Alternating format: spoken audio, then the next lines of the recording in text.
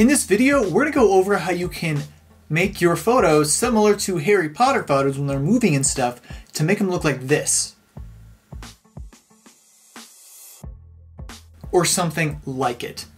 So before we get into it, of course, like, subscribe, notification bell, all that jazz. Now let's go. So first things first, you're going to go to the App Store on whether it's the Google Play Store or on iPhone. And because they both have it, you're going to go to search, you're going to put in Muglife, and you're going to come up with like 3D Face Animator or just Muglife. It's the same thing. And you're going to go into it, and it's a free thing to download, and you can see that there's options and where you can change like mouth positions and different facial expressions and all that, which you can do. You do have to pay for that, and that's not what I necessarily like it for, because it looks wrong in its own way. So we're going to open it. And you're probably going to have to make an account. But then once you do, all you're going to have to do that is then go to the photo, and you're going to see it says for best quality results. So you can see that if it's face on, like I am with you right now, that's going to be best. If it's a little turned, it's doable.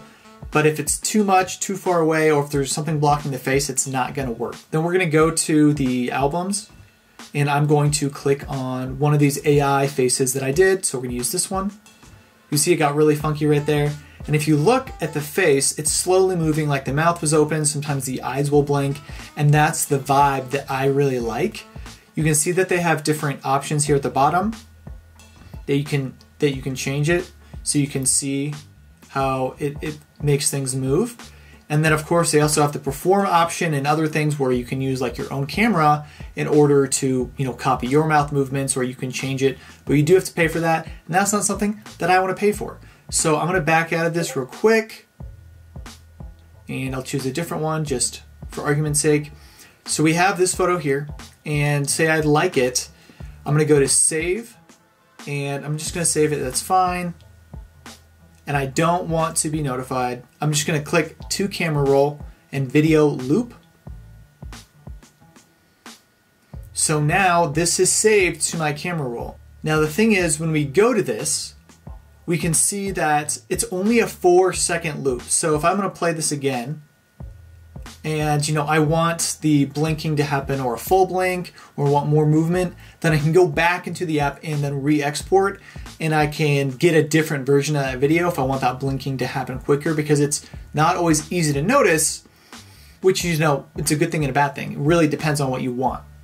You'll also notice that there is a watermark at the bottom right of every one you do. If you pay for it, you can get rid of that watermark, or we can get rid of it a different way. I'm going to show you how to do that on the computer. Alright, so I just put in remove watermark from video in Google, and there's a lot of different options here, but this one is free. Now keep in mind, even if it's a paid one, it might not be perfect when it comes to removing that watermark, and this one for sure isn't, and that's okay. So I put my video in, and you can see the logo down here, the watermark, and I'm just going to go ahead and drag and click this, and then click save. We're going to go ahead and download it.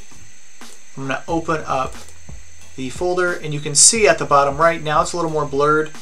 Obviously it's not perfect, but I think it's a lot better than having the words. Let me know what you think, or if you have a better one. And that's going to be it for this video. Short and sweet. Hope you guys can use it. I think it's a really fun way to, if you're doing stuff with AI or any other kind of photos, or you just want to prank your friends, whatever.